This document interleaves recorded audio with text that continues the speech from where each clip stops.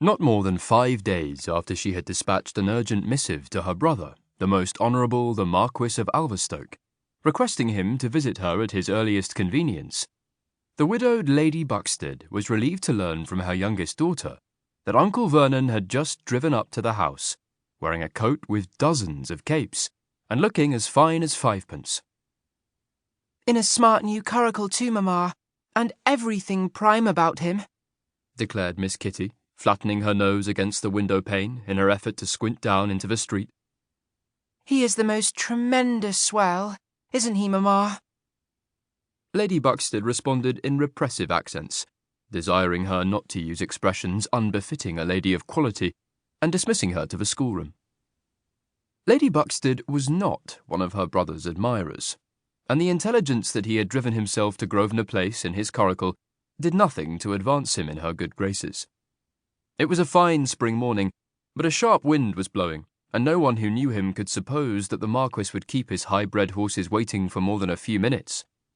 This did not augur well for the scheme she had in mind, not as she had bitterly observed to her elder sister that she cherished any but the gloomiest expectations, Alverstoke being, without exception, the most selfish, disobliging creature alive. To this proposition, Lady Jevington, a commanding matron on the shady side of 40, lent only qualified support. She might, and did, think her only brother selfish and disobliging, but she could perceive no reason why he should be expected to do more for Louisa than for herself. As for Louisa's 2 sons and 3 daughters, Lady Jevington found herself unable to blame Alverstoke for taking no interest in any of them. It was really impossible to be interested in such commonplace children. That he was equally uninterested in her own offspring did, however, argue a selfish disposition. Anyone would have supposed that a bachelor who was not only of the first stair, but who was also possessed of considerable wealth, would have been only too glad to have sponsored such a promising nephew as her beloved Gregory into the select circle which he himself adorned, and to have exerted himself to have brought dear Anna into fashion. That Anna had become eligibly betrothed without the least assistance from him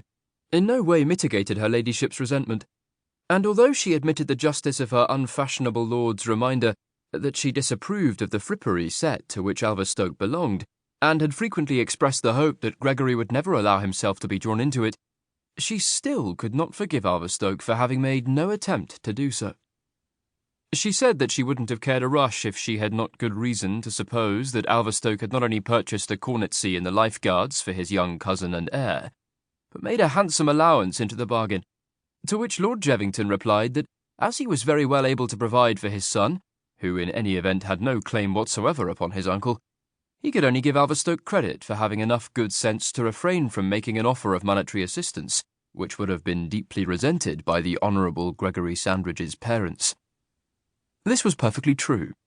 but still Lady Jevington felt that if Alverstoke had had a grain of proper feeling,